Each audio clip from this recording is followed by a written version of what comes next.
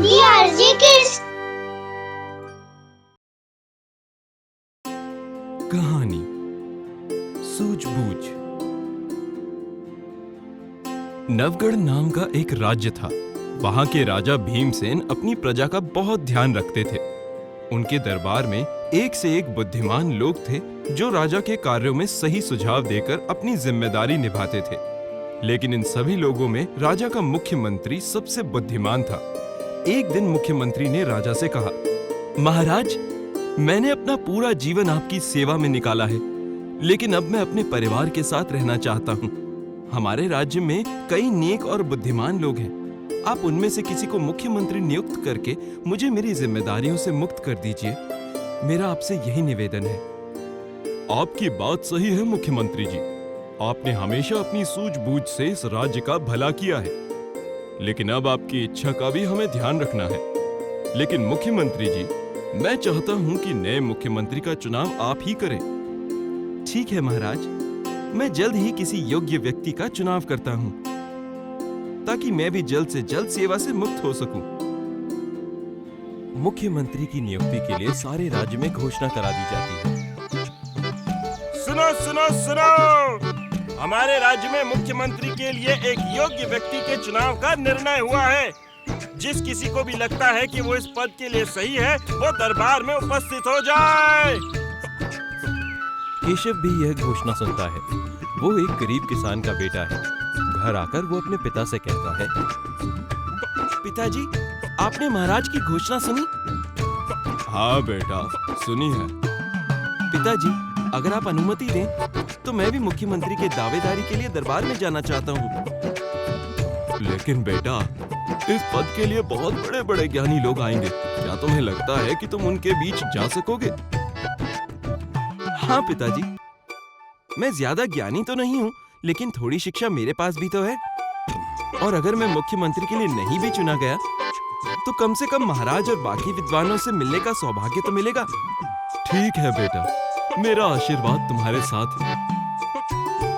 अगले दिन दरबार में केशव और 3 व्यक्ति मुख्यमंत्री के पद के लिए उपस्थित होते हैं। मुख्यमंत्री जी, अब इन 4 लोगों में से योग्य व्यक्ति का चुनाव कैसे होगा? महाराज, मुझे इन चारों की परीक्षा लेनी होगी। इनमें से जो कोई उस परीक्षा में सफल होगा, वही इस राज्य का नया मुख्यमंत्री होगा। मुख्यमंत्री के पद के लिए आए हुए 4 लोग एक के बाद एक अपने बारे में बताने लगे। मुझे सभी शास्त्रों और वेदों का ज्ञान है। पिछले 10 सालों में मैंने संसार के सारे वेद पुराण पढ़ लिए हैं। मुझसे ज्यादा ज्ञानी और कोई नहीं है, इसीलिए मुख्यमंत्री पद का सही दावेदार मैं ही हूँ। महाराज, हम लोग भी ज्ञानी और बुद्धिमान हैं। जिन्होंने सारे वेद पुराण पढ़े हैं, वैसे ही मैंने भी सभी ज्ञान अर्जित किए हैं। तीनों व्यक्तियों की बात सुनकर महाराज भी अब केशव की तरफ देखने लगते हैं कि शायद वो भी अपने बारे में कुछ बताएगा, लेकिन वो चुप रहता है। क्या तुम अपने बारे में कुछ नहीं बोलोगे? जैसे बाकियों ने कहा कि वो ज्ञानी है, वैसे ही तुम अपने को ज्ञानी नहीं कहोगे? नहीं महाराज, मैं ज्ञानी नहीं हूँ। मैं एक मामूली किसान का बेटा हूँ। मैंने वेद पुराण नहीं पढ़े हैं। मेरे पास सिर्फ जीवन का ज्ञान है और थोड़ी शिक्षा है जो मुझे अपने गुरु से मिली है।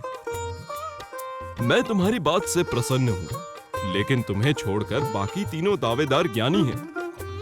महाराज की बात सुनकर बाकी तीनों दावेदार केशव पर हंसने लगते हैं।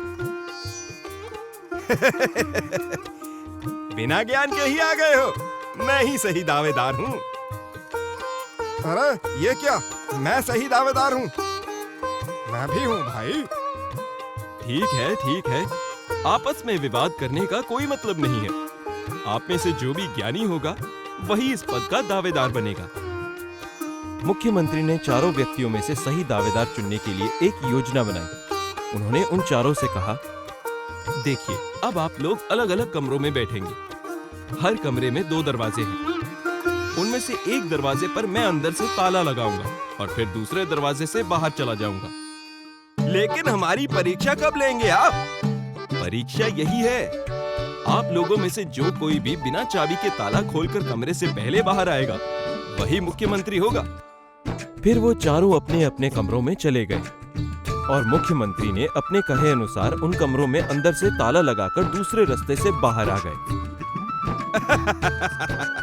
चाबी के बिना दरवाजा खोलना थोड़ा मुश्किल काम है, लेकिन मेरी इस किताब में इसके बारे में जरूर कुछ लिखा होगा। देखूं तो जरा कुछ मिलता है क्या।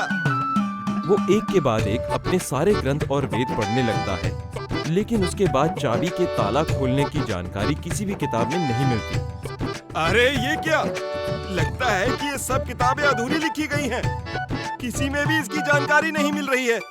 लेकिन जब किसी किताब में ये लिखा ही नहीं है तो इसमें मेरा क्या दोष है।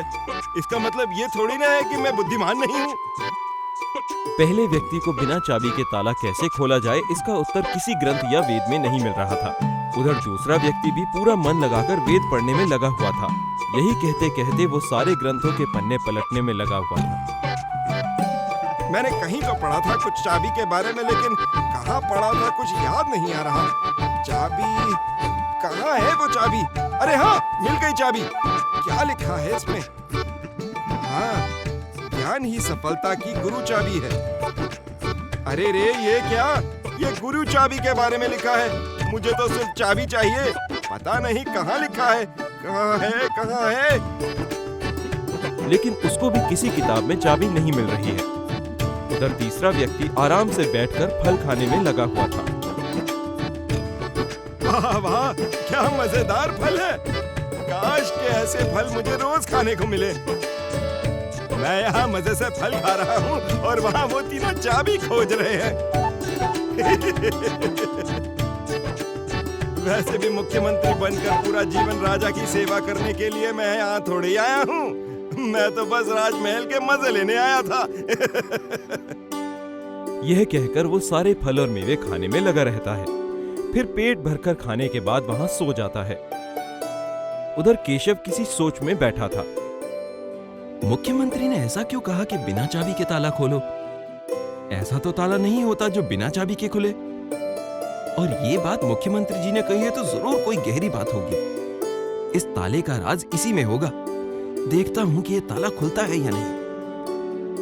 वो किसी भी किताब को पढ़े बिना ही सीधे ताले के पास जाता है और ताले को ठीक से परखने लगा। तभी उसने देखा कि ताला ठीक से बंद ही नहीं था। वो समझ गया कि मुख्यमंत्री ने ताला बंद ही नहीं किया था। अरे ये क्या, ताला तो खुला हुआ है। इसका मतलब कि मुख्यमंत्री जी ने ताला बंद नहीं किया था। फिर वो दरवाजे के ऊपर से कुंडी खोलकर बाहर आ जाता है और सीधा मुख्यमंत्री के पास जाता है। मुख्यमंत्री जी, आपने ताला बंद ही नहीं किया था। जी हाँ, मैंने ताला बंद नहीं किया था। यही तो परीक्षा थी।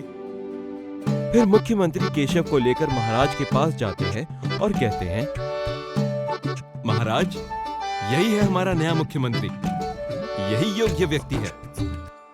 परंतु आपने कैसे तय किया कि यही योग्य व्यक्ति है? फिर मुख्यमंत्री ने सारी बात महाराज को बताई और कहा, महाराज, ये आदमी बुद्धिमान है, होशियार है। इसके पास सोचने समझने की शक्ति है। ये विचार कर सकता है और सही गलत का फर्क भी। इसी कारण यही योग्य व्यक्ति है। वाह, हमारे राज्य को तुम्हारे जैसे युवक की ही जरूरत थी। इस राज्य के मुख्यमंत्री पद की जिम्मेदारी अब तुम्हारी है। मुख्यमंत्री जी, आपने इतने वर्षों तक हमारे राज्य कार्यों को संभाला है। अब आप अपना बाकी जीवन अपने परिवार के साथ बिताइए। इसके बाद मुख्यमंत्री जी को महाराज ढेरों उपहारों के साथ विदा करते हैं और अब केशव राज्य का नया मुख्यमंत्री है।